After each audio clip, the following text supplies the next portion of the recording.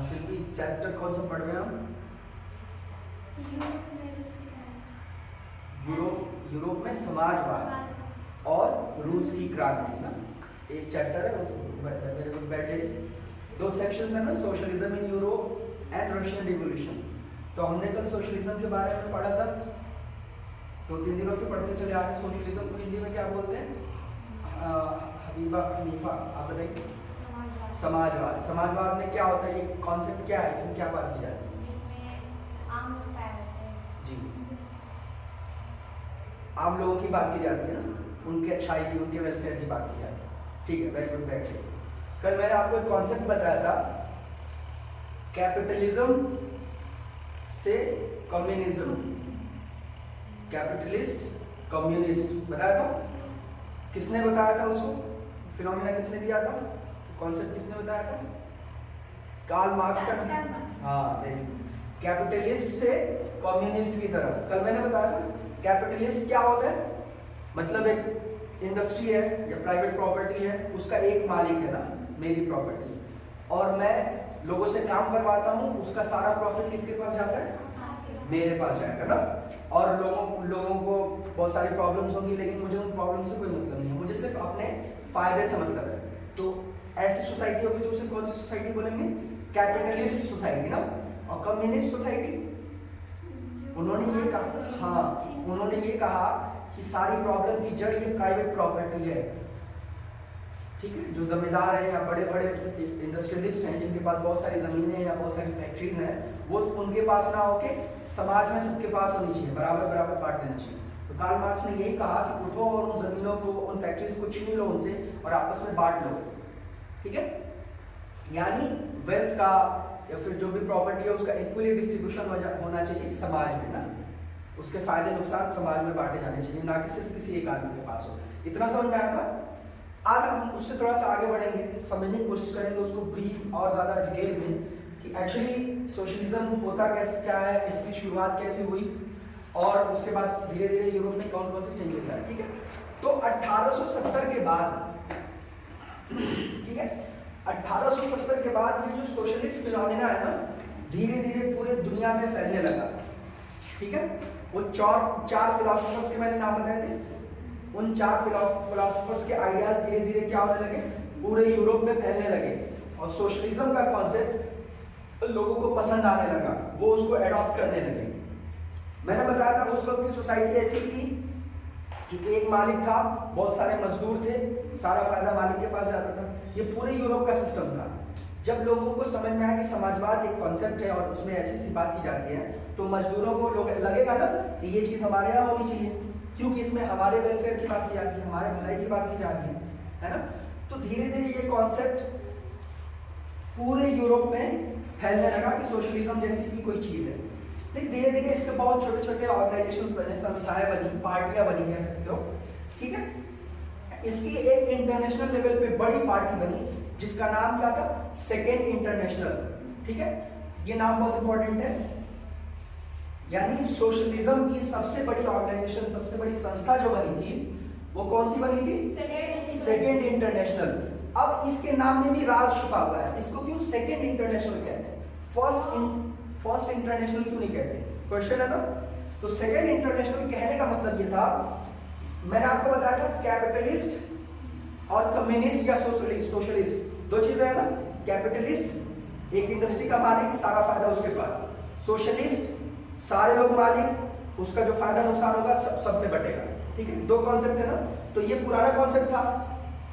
अभी जो नया कॉन्सेप्ट आया है ये दूसरा है ना, पहले तो कैपिटलिस्ट था, अब ये नया कॉन्सेप्ट सेकंड है। तो इसी वजह से इसका नाम जो क्या रखा गया, सेकंड इंटरनेशनल। पुराना जो फिनोमेना था वो कैपिटलिस्ट का था, अभी नया आया है क्या है, सोशलिस्ट या कम्युनिस्ट। तो नया है लेकिन दूसरा तो हुआ ना, पहला तो पुराना था, इस वजह से दूसरा कॉन्सेप्ट था। तो इसकी जो इंटरनेशनल लेवल पे ऑर्गेनाइजेशन जो संस्था बनाएगी उसका क्या नाम रखा गया? Second international. आपसे दूसरे तरीके से क्वेश्चन पूछा जा सकता है कि सेकेंड इंटरनेशनल क्या है, ये कौन सी चीज है? तो आप बताओगे सोशलिस्ट या सोशलिज्म की एक संस्था है इंटरनेशनल लेवल की, दुनिया के लेवल पे सोशलिज्म की एक संस्था बनाएगी, एक ऑर्गेनाइजेशन बनाएगी, एक पार्टी बनाएगी, उसका क्या नाम था? Second international. अब ये तो वर्ल्ड लेवल पे होगी, इंटरनेशनल लेवल पे। अब छोटे छोटे देशों के लेवल पे भी ये संस्थाएं बनाएंगी, ठीक है। जैसे कि जर्मनी में एक संस्था बनाएगी, ठीक है। संस्था से मुराद क्या है? देखिए, जैसे जैसे नया कॉन्सेप्ट आता है, कोई भी नया कॉन्सेप्ट आया तो लोग धीरे धीरे उससे जुड़ते चले जाते हैं ना, और धीरे धीरे वो पार्टी के तौर पर, फॉर एग्जाम्पल अपने यूपी के नजरिए समझते हैं ना, दलितों पे जुल्म होता था, दलित समझते हो? दलित नहीं समझते? हाँ, मतलब दलित, अब मैं कैसे समझाऊं? ये वो लोग होते हैं जिसे गांव में जिन्हें बोलते हैं वो, हाँ, जो उनकी कास्ट के लोग थे, उनको बहुत ज्यादा दबाया जाता था, उनको पढ़ने नहीं दिया जाता था, बहुत सारे जुल्म हुआ करते थे, ऐसा था ना। तो फिर मान लो कि कॉन्सेप्ट निकल के आया, एक पार्टी आई, बहुजन समाज पार्टी करके, बसपा। वो क्या करती थी? वो उनके अच्छाई की बात करती थी, उनके वेलफेयर की बात करती थी। तो वो एक पार्टी आई तो लोगों को लगा कि हमारे हक की बात कर रही है, तो उससे लोग जुड़ते चले गए, जुड़ेंगे ना। फिर धीरे धीरे वो एक बड़ी सी पार्टी बन गई। तो यही बात यहाँ पे भी हुई थी, इसी उससे समझो कि पहले आम लोगों की, मजदूरों की कोई बात नहीं करता था, फिर एक संस्था उभर के आई जो इनकी बात करने लगी, तो लोग धीरे धीरे इसमें जुटेंगे, तो धीरे धीरे पार्टी की शक्ल लेगी। तो पूरे दुनिया के लेवल पे जो पार्टी या संस्था बनाएगी उसका नाम रखा गया सेकेंड इंटरनेशनल। और छोटे छोटे लेवल्स पे, देशों के लेवल्स पे जो पार्टी भी बनी थी, जैसे जर्मनी में जो सोशलिस्ट पार्टी थी, इंग्लैंड में बनाई गई, फ्रांस में बनाई गई, 3 जगह बहुत फेमस सोशलिस्ट पार्टियां बनाई गई। और यहाँ पे ये सरकारें थे, उनके साथ मिलकर काम करने लगे, ठीक है। तो जर्मनी में जो सोशलिस्ट पार्टी थी वो सोशल डेमोक्रेटिक पार्टी के साथ मिलकर काम करती थी। इंग्लैंड में जो सोशलिस्ट पार्टी थी वो लेबर पार्टी के साथ मिलकर काम करती थी। फ्रांस में जो पार्टी थी सोशलिस्ट, वो सोशलिस्ट पार्टी थी, उसके साथ मिलकर वो काम करते थे, ठीक है।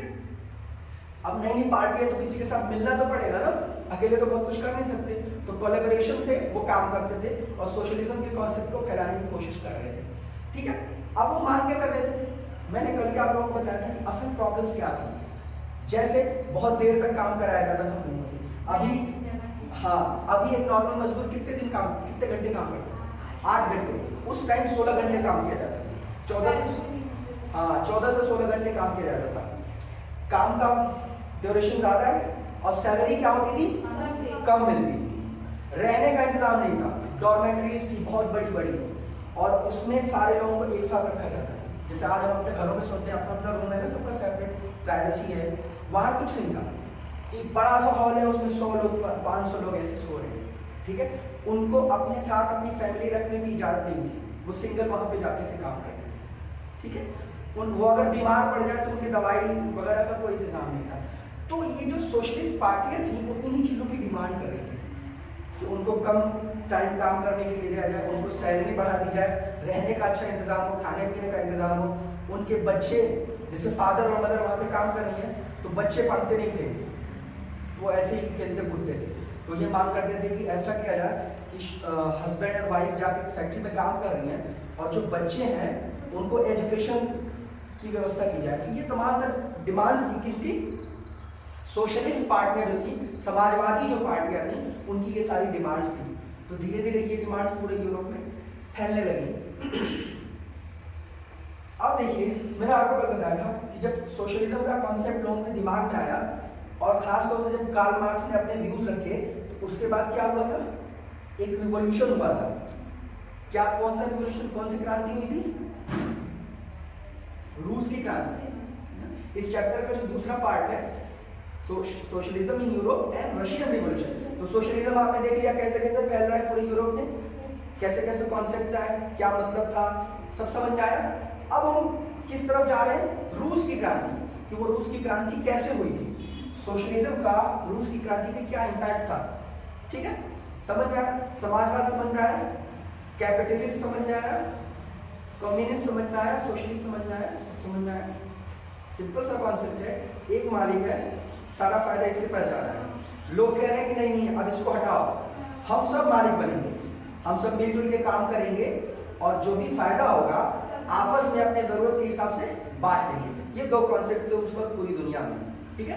तो दूसरा कॉन्सेप्ट नया था, इसकी जो इंटरनेशनल ऑर्गेनाइजेशन बनाई गई उसका नाम सेकेंड इंटरनेशनल रखा गया, और अलग अलग देशों में भी छोटी छोटी संस्थाएं बनाई गई, जैसे फ्रांस में, जर्मनी में, रशिया में, ये सारी संस्थाएं बनाई गई। अब हम देखेंगे कि रशिया में रिवॉल्यूशन कैसे आया। तो रशिया में जो क्रांति आई थी उसको पढ़ने से पहले हम देख लेते हैं वहाँ पे किसकी हुकूमत थी, कौन राजा था, वहाँ की सामाजिक कंडीशन कैसी थी, इकोनॉमिक कंडीशन कैसी थी, तभी तो हम आगे बढ़ेंगे। फिर देखेंगे कि प्रॉब्लम्स क्या क्या थी लोगों को, उन प्रॉब्लम्स को की वजह से कैसे रिवॉल्यूशन आया। ठीक है, रिवॉल्यूशन मतलब बदलाव, चेंज, समझ। तो चेंज जब वायलेंटली होता है, मतलब लड़ाई झगड़े से, मार काट से, तो अक्सर क्रांति में यही होता है। तो इससे पहले हम देखने की कोशिश करेंगे कि रशिया का माहौल कैसा था, किसका शासन था, कौन वहां पे रूल कर रहा था। इससे पहले एक लाइन में मैं आपको पूरा रूस की क्रांति बता दूं, एक लाइन में। दो चीजें याद रखिए, फरवरी 1917 और अक्टूबर 1917। फरवरी 1917 और अक्टूबर 1917। अब दो चीजें याद करवा दी मैंने। अब क्या बात है, देखिए राजा था वहां पे, उसको लोगों ने फरवरी 1917 में हटा दिया, पहली घटना। फिर जो सरकार बनी थी उस सरकार पर सोशलिस्ट ने कब्जा कर लिया। सरकार जो बनाई, जिससे पहले राजा थे, राजा को हटा दिया गया कब, फरवरी 1917 में। ठीक है, फिर एक सरकार बनाई गई, लेकिन वो सरकार समाजवादी सरकार नहीं थी। ठीक है, तो फिर अक्टूबर में क्या किया गया, यानी फरवरी के बाद अक्टूबर में फिर से लड़ाई झगड़े हुए, और फिर क्या हुआ, जो समाजवादी की चारधारा के लोग थे, मैंने कहा ना सोशलिज्म यूरोप में फैल रहा है, तो रशिया में राजा को हटा दिया गया था, लेकिन अभी जो सरकार थी वो समाजवादी सरकार नहीं थी, दूसरी सरकार थी, कंजर्वेटिव्स की गवर्नमेंट थी। तो फिर अक्टूबर में लोगों ने फिर से उस पर कब्जा कर लिया और समाजवादी सरकार की स्थापना रशिया में कर दी। सिर्फ यही रशियन रिवॉल्यूशन में आप पढ़िए। पहले राजा था, राजा को हटा के एक सरकार बनाई गई, फिर उस सरकार को किसने हटाया, समाजवादी लोगों ने हटा के उन्होंने अपनी सरकार बना ली। यही हमें रशियन रिवॉल्यूशन में पढ़ना है। अब इसको अलग अलग तरीके, अब यहाँ पे मैंने बताया कि पहले राजा को हटाया गया, तो यानी राजा के बारे में पढ़ेंगे। फिर फरवरी 1917 में क्या क्या हुआ था, कैसी सरकार बनी, किसने बनाई, वो पढ़ेंगे।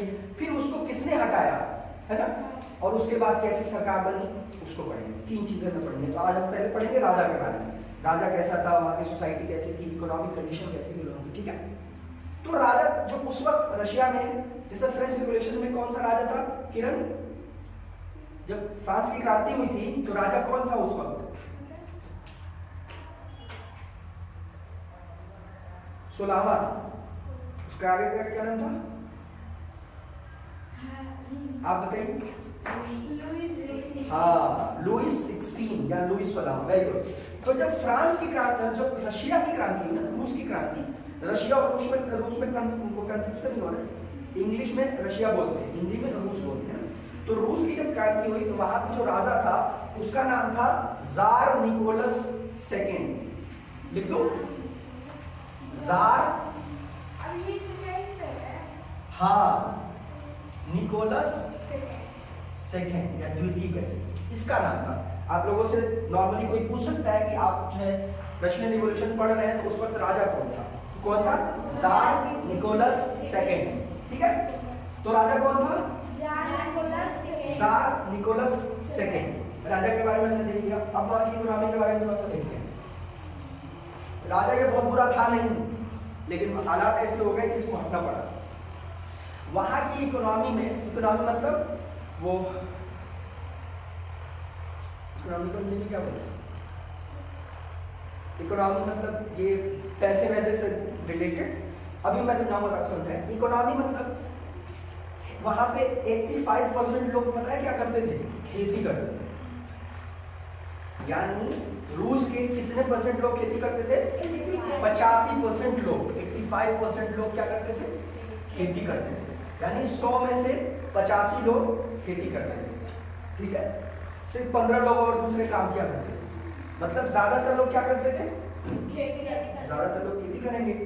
अब सोचिए पीछे से थोड़ा सा, कि जब खेती करेंगे तो एक मालिक होगा, सब काम करेंगे, सब फायदा किसके पास, मालिक के पास। वो लोग क्या है, परेशान होंगे। समझ आ रहा है, तो यहाँ पे ज्यादा लोग खेती कर रहे हैं तो परेशान भी ज्यादा लोग होंगे, समझ में आए?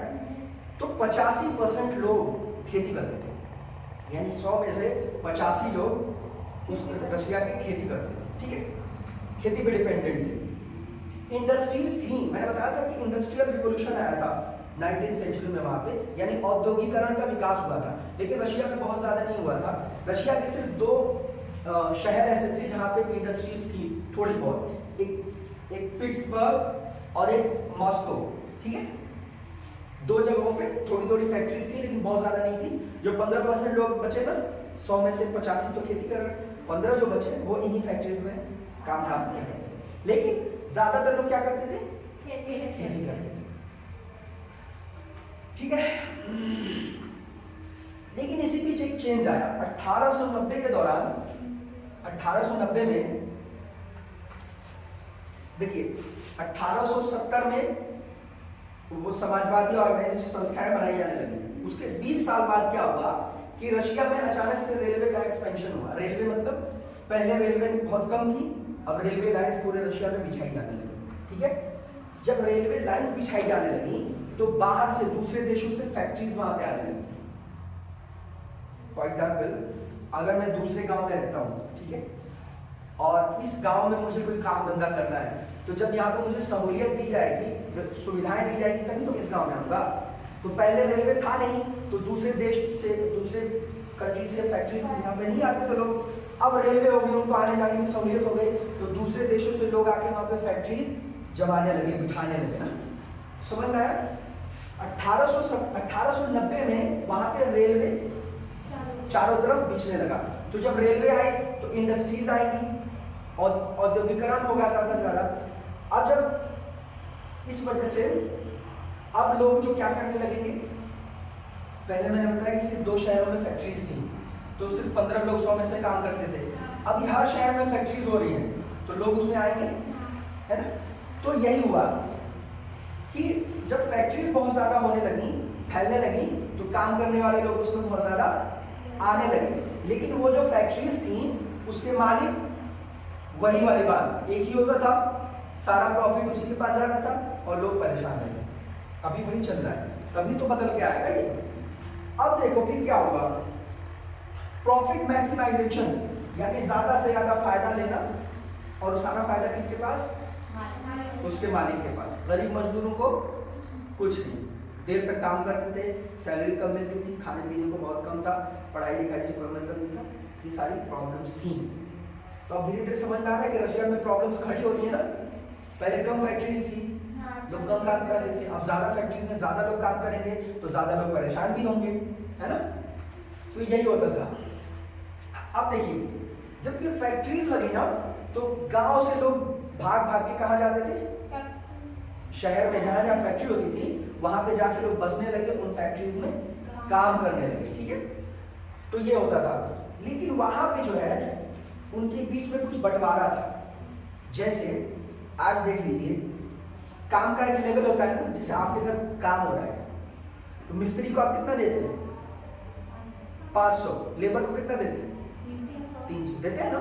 उनके बीच में डिफरेंस है ना, काम दोनों कर रहे हैं लेकिन डिफरेंस है। इसी तरीके से जब फैक्ट्रीज में लोग काम करते थे ना, तो उनके बीच में डिफरेंसेस हुआ करते थे। खास तौर से जो मेटल का काम करते थे, यानी जो लोहे का काम करते थे, वो दूसरे मजदूरों से खुद को ऊपर समझते थे। उन्हें लगता था कि मैं ज्यादा काबिल हूँ। तो जैसे मिस्त्री और लेबर में फर्क है ना, उसी तरीके से मजदूर सारे थे, लेकिन जो लोहे का काम करते थे वो खुद को ऊपर मानते थे, दूसरों को लोगों को समझते थे कि ऐसे ही है, ठीक है। एक डिफरेंस ये हो गया। दूसरा डिफरेंस ये था कि औरतों को काम तो कराया जाता था, लेकिन उनको सैलरी नहीं दी जाती थी, लेकिन कम दी जाती थी, ठीक है। मर्द जैसे एक ही काम है ना, 2 लोग कर रहे हैं, एक मर्द है एक औरत है। मर्द को मान लो 10 रुपए मिलता था, तो औरत को 8 रुपए देती थी। कम देते थे हमेशा, बराबर नहीं देते। एक तो वो डिवीजन हो गया कि नहीं, मैं मेटल की फैक्ट्री में काम करता हूँ तो मैं तुमसे ऊपर हूँ, और दूसरा मैं मर्द हूँ तो तुमसे ऊपर हूँ। डिफरेंसेस हैं मजदूरों के बीच में, है ना। लेकिन जब कभी भी स्ट्राइक की बात आती थी, आवाज उठाने की बात आती थी, तो सारे मजदूर क्या हो जाते थे? एक साथ हो जाते थे, ठीक है। वैसे तो है कि चलो तुम स्टूडेंट्स हो, मैं टीचर हूँ, वो चपरासी हैं, वो मैनेजर हैं, है ना। लेकिन जब स्कूल की बात आएगी, कोई आके कुछ करने लगा तो हम सब क्या हो जाएंगे, एक हो जाएंगे। तो यही था, जो वर्कर्स थे उनके बीच में डिवीजन था, लेकिन जब कभी मांग उठानी होती थी और कोई भी डिमांड करनी होती थी तो सारे लोग मिल जाते थे। 2 स्ट्राइक्स का जिक्र है आपकी किताब में। पहला स्ट्राइक होता है स्ट्राइक इन टेक्सटाइल कंपनी 1867 से 99 की टेक्सटाइल मतलब जो कपड़े वपड़े बनते हैं ना, इस कंपनी में लोगों ने स्ट्राइक किया था। स्ट्राइक मतलब वो धरना वगैरह देना, जैसे अपनी मांग को पूरी करने के लिए तो धरना देते हैं लोग कि मेरी ये डिमांड है, इसको पूरा करो। एक वो हुआ था, एक मेटल इंडस्ट्री में 1902 में 2 स्ट्राइक्स हुए। तो कहने का मतलब कि रेलवे आई, पूरे रशिया में फैल गई, फैक्ट्रीज आने लगी, फैक्ट्रीज जब आने लगी तो लोग आने लगे काम करने गाँव से शहरों की तरफ, ठीक है। उनमें जो मेटल में काम करते थे वो खुद को ऊपर समझते थे, बाकी काम करने वालों को नीचे समझते थे। औरत मर्द औरत से ऊपर अपने आप को समझता था। लेकिन जब भी स्ट्राइक की बात होती थी तो सारे मजदूर जो है मिलकर और स्ट्राइक करते थे या अपनी डिमांड को रखते थे। ये तो शहर की बात हो गई। अब गांव की बात मैंने आपको बताया कि ये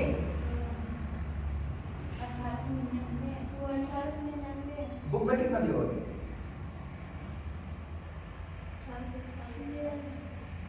1896 से 97 ना। हाँ तो ये 7 ही है, 7 ही मतलब झटके में 7 ही है, ठीक है। 1896 69 to 97, ठीक है। तो देखिए शहरों में आपने देख लिया, लोग जाके फैक्ट्री से शहरों में बस हैं, लोग वहां पे जाके गांव में भी यही होता था। मैंने बताया कि कितने प्रतिशत लोग खेती करते थे, 85% लोग खेती करते थे। तो फैक्ट्रीज लगने के बाद भी ज्यादातर लोग क्या करते थे, खेती करते थे, ठीक है। लेकिन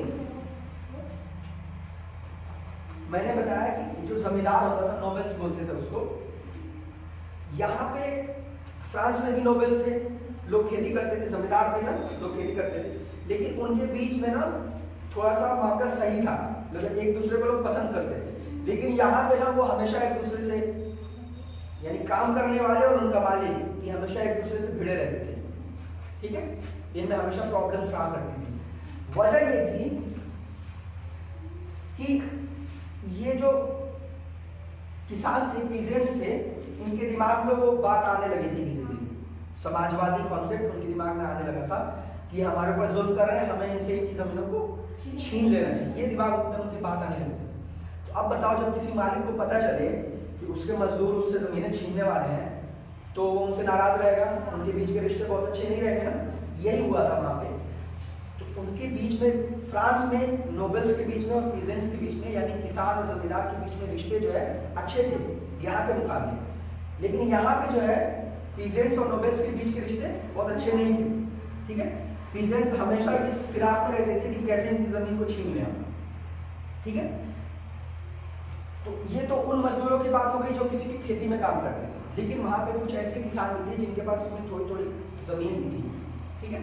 तो वो किसान उन जमीनों को पता है क्या करते थे, जैसे थोड़ी जमीन तुम्हारे पास है, थोड़ी सी इसके, सबके हम सबके पास थोड़ी थोड़ी जमीन है ना।